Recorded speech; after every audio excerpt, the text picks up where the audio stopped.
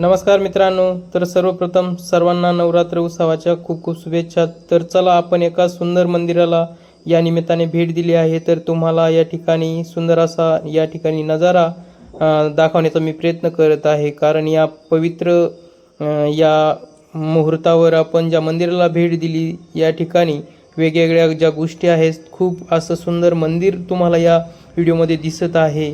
आणि माझी आई आणि माझा मुलगा या ठिकाणी दर्शनासाठी या ठिकाणी आपण आलो आहोत।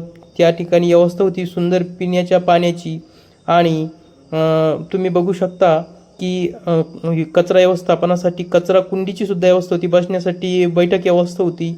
त्यानंतर निसर्गाचं सुंदर रूप दिसत होतं आणि लांबून मंदिर बघितल्यानंतर अत्यंत मनाला एक सुंदर ऊर्जा देणारं मंदिर या ठिकाणी आपल्याला मी दाखवण्याचा प्रयत्न करत आहे। तुम्ही बघू शकता त्या मंदिरावर उंच भागावर कळसावर पताका फडकत होती आणि झाडाचं तर अजब होतं मित्रांनो।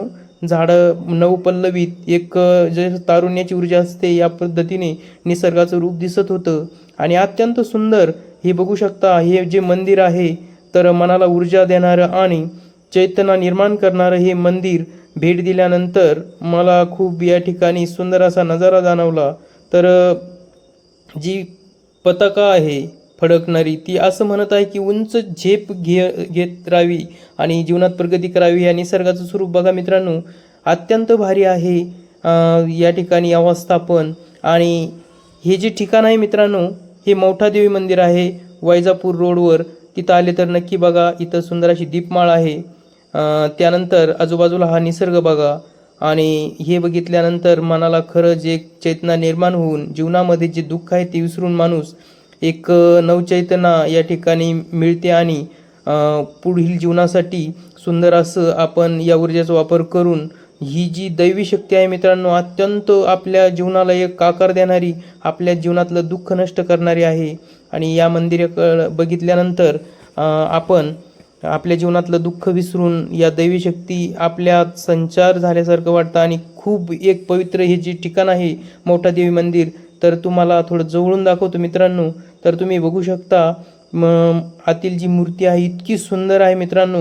तर मनाला एकदम असे एक नवचैतना मिळून मन पवित्र गोष्टीकडं झेप घेण्यासाठी खूप तयार होतं आणि अत्यंत भारी अशी ही जे मूर्तीची रचना आहे मित्रांनो आणि या मंदिराची रचना, तर नक्कीच आपल्या मनातील जो अंधकार आहे तो दूर करण्यासाठी या देवीच्या चेहऱ्यावरील जे तेज आहे तर आपल्याला उपयोगी येत असतं मित्रांनो। तुम्ही बघा या ठिकाणी माता माऊलीचा जो चेहरा आहे मौठादेवीचा, तर बघितल्यानंतर आपल्याला खूप भारी वाटतं आणि दुरून जर हा मंदिराचा जो साज बघितला मित्रांनो, तर सारखं बघत राहावं वाटतं। आणि तुम्ही बघू शकता या निसर्ग सानिध्यात हे मंदिर बसलेलं आहे आणि अत्यंत भारी याचा आनंद माझी आई आणि मुलगा घेत आहे। तुम्ही ही मूर्ती बघू शकता, एक चैतना आहे, जीवनाला कलटणी देणारी चैतना आहे, जीवनातला अंधकार दूर करणारी चैतना आहे।